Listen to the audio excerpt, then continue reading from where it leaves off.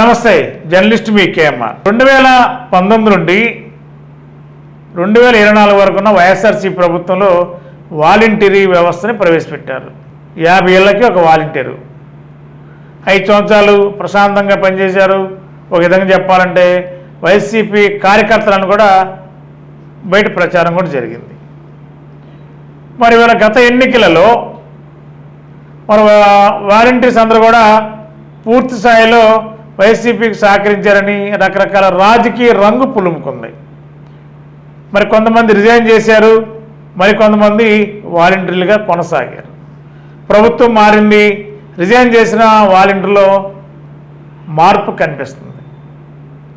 ఎందుకు రిజైన్ చేశాము, ఆ రోజున్న రాజకీయ పరిస్థితులు ఏంటి, ఆ రోజు వైఎస్ఆర్సీపీలో ఉన్న ఎమ్మెల్యేలు ఒత్తిడి మేరకు, ప్రభుత్వంలో ఉన్న పెద్దల ఒత్తిడి మేరకు రిజైన్ చేసాం తప్ప వాలంటీర్గా చేయకూడదని కాదని చెప్పి ఇప్పుడు రాష్ట్ర వ్యాప్తంగా చాలా జిల్లాలలో రిజైన్ చేసిన వాలంటీర్లు లబోదిబోమంటున్నారు. తప్పు చేసాము. మీ ఏలూరు చందన బ్రదర్స్ షాపింగ్ మాల్ లో డిసెంబర్ 4వ తేదీ నుండి 23వ వార్షికోత్సవ క్రిస్మస్ మరియు సంక్రాంతి గ్రేట్ గిఫ్ట్స్ ఫెస్టివల్. ప్రతి 1499 రూపాయలు పైబడిన వస్త్రాల కొనుగోలుపై విలువైన ఉచిత బహుమతులు, వార్షికోత్సవ వరాల జల్లు, అద్భుతమైన స్పాట్ గిఫ్ట్లతో ఆనందాల వెల్లువ. ప్రతి ఒక్కరూ విజేతే. అన్ని రకాల వస్త్రాలు ఆఫర్లలోనే. Chandana brothers shopping mall, main bazaar, Eluru. ఒక్కసారి క్షమించండి అని ప్రభుత్వ పెద్దల్ని వేడుకుంటున్నారు వాలంటీర్లు, రాజీనామా చేసిన వాలంటీర్లు. ఎందుకు ఈ వాలంటీర్ల మీద రాజకీయ రంగు పడింది? వాలంటీర్ల పాత్ర ఏంటి? 5,000 రూపాయలు జీతం ఇస్తున్నారు ప్రభుత్వం. అది ఏ ప్రభుత్వం ఉన్నా ప్రజాధనం ఇవ్వాలి కాబట్టి అది ఏ ప్రభుత్వం ఇవ్వచ్చు. కానీ వాలంటీర్ అనేది ఒక ప్రభుత్వం ప్రవేశపెట్టింది, ఇంకో ప్రభుత్వం కొనసాగించవచ్చు, లేదంటే కొన్ని మార్పులు చేర్పులు చేసి కొన్ని విధి విధానాలు మార్పు చేసుకోవచ్చు. కానీ గత గవర్నమెంట్లో కొంతమంది వాలంటీర్లు కొంత ఓవర్ యాక్షన్ వల్ల ఒక పార్టీకి అనుకూలంగా ఉండేలా మరి జగన్ గారి సీఎం చేస్తామని చెప్పి స్టేట్మెంట్లు ఇచ్చి కూడా మరీ రిజైన్ చేశారు. అది ఒక విధంగా అలా ఓవర్ యాక్షన్ అయింది. వాళ్ళ ఓవర్ యాక్షనే కొమ్మ ముంచింది అనుకోవాలి వాలంటీర్లు. మరి వాళ్ళందరూ ఇప్పుడు పశ్చాత్తాపడుతున్నారు. మళ్ళా వాలంటీర్లు కానీ కొనసాగుతాం. మరి చంద్రబాబు నాయుడు గారు 10,000 రూపాయలు జీతం ఇస్తామని చెప్పారు ప్రతి వాలంటీర్కి.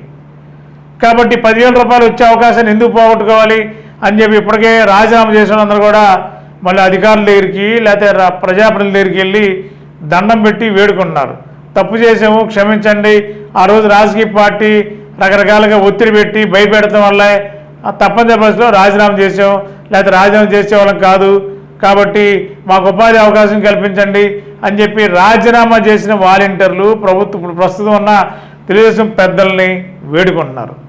మరి తెలుగుదేశం ప్రభుత్వంలో ఉన్న పెద్దలు మరి రాజీనామా చేసిన వాలంటీర్ పట్ల కనికరంగా వ్యవహరిస్తారా లేదా కఠోరంగా వ్యవహరిస్తారా, మరి ఏ విధంగా వ్యవహరిస్తారా అనేది చూడాలి. మరి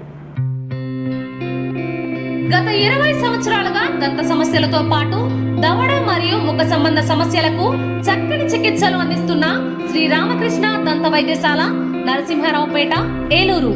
ఎమర్జెన్సీస్ లో వాడే ఆక్సిజన్ కాన్సంట్రేటర్లతో పాటు air purify, UV light steriliser, ULV fogger వంటి పరికరాల ద్వారా పరిశుభ్రమైన వాతావరణంలో చికిత్స అందించబడుచున్నది.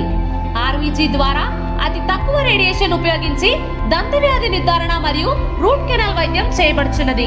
డెంటల్ లేజర్ ద్వారా కుట్లు లేకుండా సర్జరీలు, ఇంప్లాంట్స్ కిట్స్ ద్వారా పళ్ళు లేని వారికి ఫిక్స్డ్ దంతాలు, రూట్ కెనాల్ చికిత్సలకు ఎండో మోటార్ వంటి ఆధునిక పరికరాలు కలిగిన నమ్మకమైన డెంటల్ క్లినిక్. అత్యంత ప్రామాణికమైన ఆటోక్లావింగ్ పద్ధతిలో శుభ్రపరిచిన ఇన్స్ట్రుమెంట్స్ వాడడం మా ప్రత్యేకత.